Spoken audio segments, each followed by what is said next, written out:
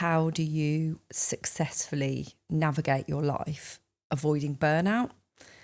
And I feel like there's a lot in that on its own, because again, what's your version of that? Because when people hear that you get up at 4:30 for a coaching call for a client in Thailand, people are like, what? But then what they don't maybe see is the entire picture of going like, yeah, I'll get up and I'll do that call, but I'm not working till stupid o'clock at night like someone else might be. So therefore, like, there is an element of going like, my day starts earlier and finishes earlier, and I'm there with the kids later on, and I'm putting them to bed and sorting out dinners and stuff like that. So, but that's your choice again, isn't it? It's coming back to that, like, filling your life with the stuff you want to do when you feel is priority at that time, but also being okay with it.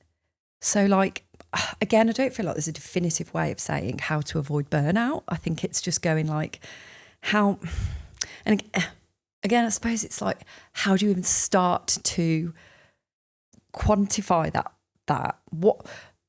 Where do you get to then it be? Is this like a little bucket where it goes like, if we fill it that much, then burnout happens? Or do we go like, what's someone's version of burnout isn't the next person's? And again, that might come into the personality profile types and stuff that we talk about quite often.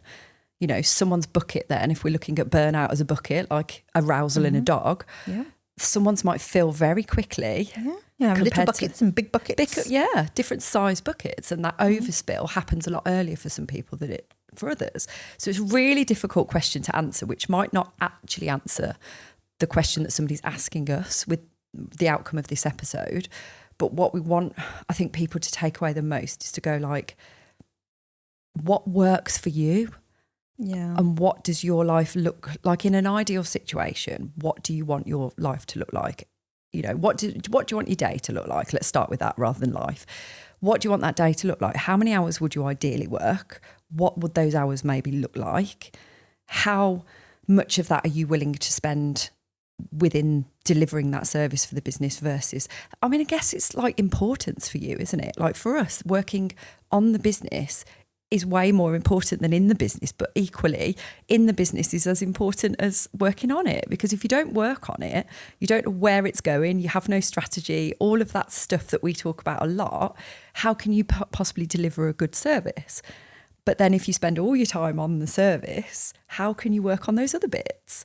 So it's deciding what percentage that looks like for you, doesn't it? Yeah. And I think... Or even, I was just about to say, even if you go, there are some bits of that I need to outsource so I can spend more time doing the thing I really want to do. Like, that's a decision to make as well, isn't it? Yeah. And I think this comes down to where you're at in business as well. Like, what stage are you at? Very much. Because in our opinion, I appreciate not all of you may agree with this, and that's fine. In our opinion, I'll use a monetary guide because it's a good measure. So businesses up to that 80 to 100k turnover, I would say is the hardest time in anybody's business life. Getting to your first 80 to 100k is exhausting. Yeah. The graft you have to put in, the long hours, and it is a fucking hard season, but it's a season. And it's that awareness of, okay, what on earth do I need to do to make this happen? And this comes back down to being purposeful in knowing what it is you are trying to achieve.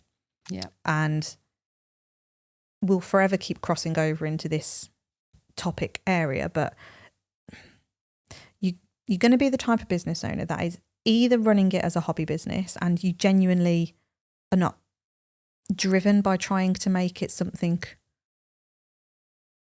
big and shiny with processes and all of that kind of stuff. You're just quite happy going, do you know what? I've got a service. It changes variably. I get cash for it. I'm good. And that's fine. Not trying to change the world. Yeah, I'm just like trying that, that's just one business model and it's fine, crack on. Like you may have several different jobs doing the equivalent of the same thing because you like to maybe just dip your toes into lots of different waters, crack on. But if you're wanting a business that is kind of falling into that entrepreneur category, I suppose, where you really want to make sure that that business generates a decent income, that that business is sustainable over a long period of time and affords you the lifestyle that you want to have, and whether that involves staff or not. And by staff, I mean either bringing on people to deliver the same service, i.e. if you're a trainer, you get more trainers on, or if you want staff in terms of back-end support, and maybe you bring in like VAs and marketers and all of that kind of stuff. But knowing where you're at in that business journey and life cycle, you're going to have to, again, I hate the words give up, but you're going to have to prioritise different things.